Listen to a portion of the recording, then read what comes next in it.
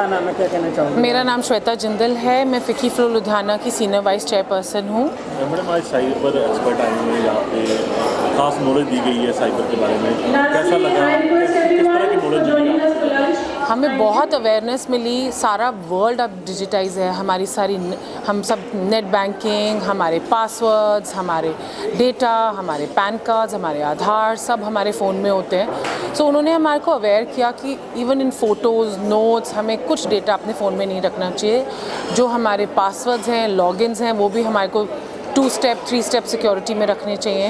इन्होंने हमें इतने फ्रॉड्स के बारे में बताया है, कैसे इजीली हमारा फ़ोन, हमारे अकाउंट्स हैक हो जाते हैं और हमें उनसे कैसे बचना चाहिए। खास तौर पे जानकारी मिली, जैसे फ्रॉड होते हैं, किस तरह के फ्रॉड आपको लगता होते हैं? कभी आपके साथ ऐसा हुआ है तो कैसी नॉलेज ज़्यादा मिली है? सबसे इजी एक्सेस तो सोशल मीडिया से, उनको इंस्टाग्राम से हमारे अकाउंट्स हैक कर लेते हैं। कोई वोट्स मांगने के कारण, कोई हमारे से OTP SMS के थ्रू हमारे फ़ोन के अंदर फ़ोन हैक हो जाते हैं। उससे हमारी नेट बैंकिंग वो एक्सेस कर सकते हैं, हमारे अकाउंट्स हैक कर सकते हैं, इंस्टाग्राम अकाउंट्स हैक हो जाते हैं, उससे बैंक अकाउंट हैक हो जाते हैं। एंड बहुत बड़े बड़े फ्रॉड्स बताए हैं, जहाँ करोड़ों के रुपए इन्होंने फ्रॉड से निकाले हुए हैं लोगों के। उन्होंने बड़े बड़े फ्रॉड्स बताए जिनसे हमें बचना चाहिए। बच्चे ज़्यादातर शिकार हो रहे हैं, उन्होंने बताया भी कि हमारे बच्चे जो हैं वो ज़्यादा शिकार हो रहे हैं, इसके बारे में क्या कहना चाहिए?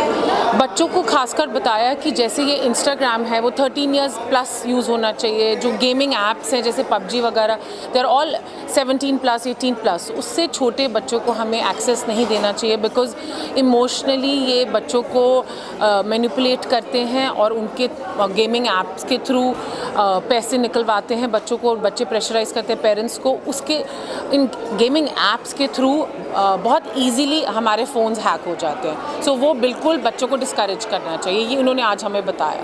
आज आप सीख के जा रहे हो, घर पे जाके बच्चों को, आपके जितने मेंबर हैं ये कोशिश करेंगे बच्चों को ऐसे जो इंस्टाग्राम बने हुए उनको रीड किया जाए? सबसे पहले तो उन्होंने ये बताया कि आप अपने फ़ोन में बच्चों की गेमिंग ऐप कोई ना डाउनलोड करें। अगर बच्चों का कोई डिवाइस है वो अलग होना चाहिए, क्योंकि आप अपने फ़ोन से सारे बैंकिंग अकाउंट्स, आपके सारे गूगल पेज, UPI सब लिंक्ड है। अगर बच्चों की वही गेमिंग ऐप्स उसमें हैं तो बहुत ईजीली आपका फ़ोन, आपके सारे अकाउंट्स हैक हो सकते हैं। सो सबसे पहले जाके आज यही करना है कि बच्चों की गेमिंग ऐप्स आपके फ़ोन में ना हो, जिससे आप पेमेंट गेटवेज़ है आपके फ़ोन में। जी मैम, क्या कहना चाहोगे? साइबर क्राइम पे आपने आज हमने साइबर क्राइम के Rakshit Tandon ji is one of best India के, इनको बुलाया है ताकि थोड़ी अवेयरनेस करें सोशल मीडिया वाले कैसे हैंडल करना चाहिए, बच्चों को कैसे करवाना चाहिए, क्योंकि ये चीज़ बहुत ही आजकल इतने क्राइम्स हो रहे हैं। आई थिंक अगर इनकी हमने, जैसे उन्होंने हमारे को नॉलेज दी है कि अगर आप लोग अपना साइबर हाइजीन रखते हैं तो उससे आपको बहुत फ़ायदा हो जाता है और आप बहुत कुछ उससे अपना बचाव कर सकते हैं। जैसे अपने बैंक अकाउंट्स वगैरह के साथ में और अपनी पिक्चर्स को लेके, तो we have to be very particular while we are using social media. कैसा रहा आज का इवेंट? बहुत बढ़िया था इवेंट, बहुत कुछ सीखने को मिला इनसे हमें आज। तो मुझे लगता है कुछ चीज़ें हम अपने दिमाग में डाल लें तो क्राइम होने बहुत कम हो जाएंगे और हम बहुत कुछ, I mean we will make a better country, ताकि जब क्राइम कम हो जाएंगे तो it will be a crime free country. Thank you. Sir, आज लुधियाना आए, यहाँ के लोगों को आपने साइबर के बारे में बताया है, कैसे साइबर से बचा जा सकता है, किस तरह के फ्रॉड होते हैं? तो ये फिकी फ्लो ने आज जो ये कार्यक्रम रखा था, इसका मेन उद्देश्य यही है कि ये देखा जा रहा है कि दिन ब दिन साइबर अपराध बढ़ते जा रहे हैं और आपके फ़ोन को हैक कर लेते हैं, आपको कभी पुलिस वाला बन के कॉल करते हैं, आपको नकली विज्ञापन दिखाते हैं कि शेयर ट्रेडिंग में पैसा लगाइए, क्रिप्टो में पैसा डबल करिए, और ऐसे झांसों में कई लोगों का करोड़ों का नुकसान हो रहा है। आप पे कॉल आएगा कि हम कोरियर कंपनी से बोल रहे हैं, फेडेक्स से आपके कोरियर में ड्रग्स मिली है, आपको गिरफ्तार किया जा रहा है। तो ये डिजिटल अरेस्ट नाम दिया है। इस तरह की घटनाएँ बढ़ रही हैं, तो ये जागरूकता से ही बचाया जा सकता है। तो आज इस कार्यक्रम में इस तरह के कई तरह के केसेस के बारे में बताया।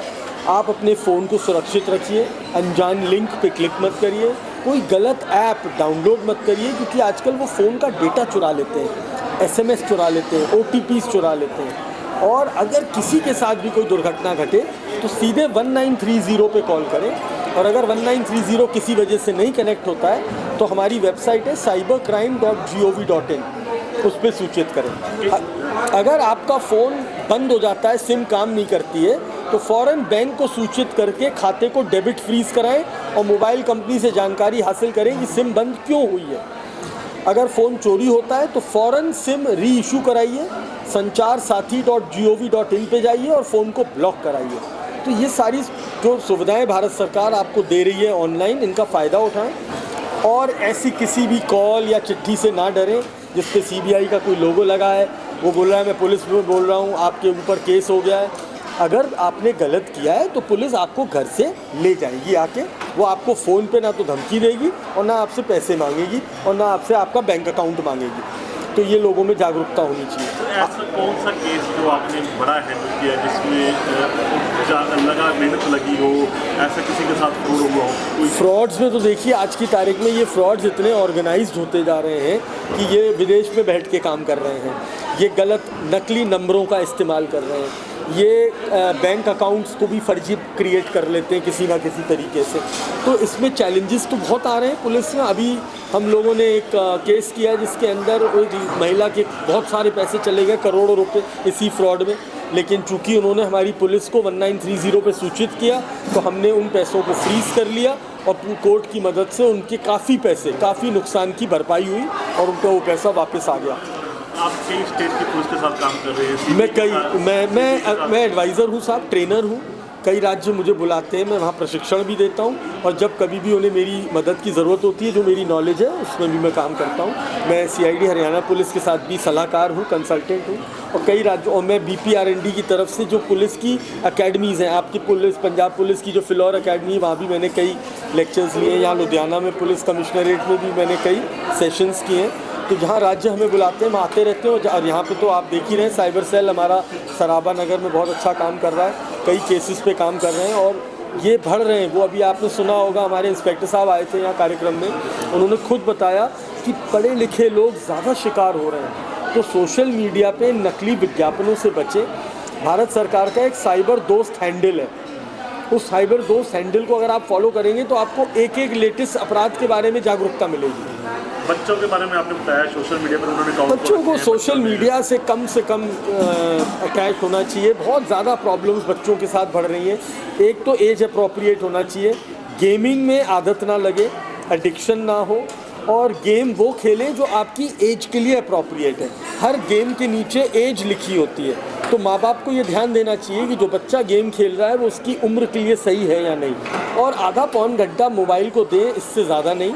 और सोशल मीडिया पे एकदम से जो वो बच्चों की साइकोलॉजी चेंज हो रही है कि मुझे दोस्त बनाने हैं, मुझे फ़ोटोज़ भेजनी है, उसमें कई बच्चे जो हैं वो गलत अपराध के शिकार हो जाते हैं। बच्चे अपनी पर्सनल फ़ोटोएं भेज देते हैं और फिर उनका कोई शोषण करता है, कोई ब्लैकमेल करता है, इस तरह की घटनाएं हो रही हैं। Thank you.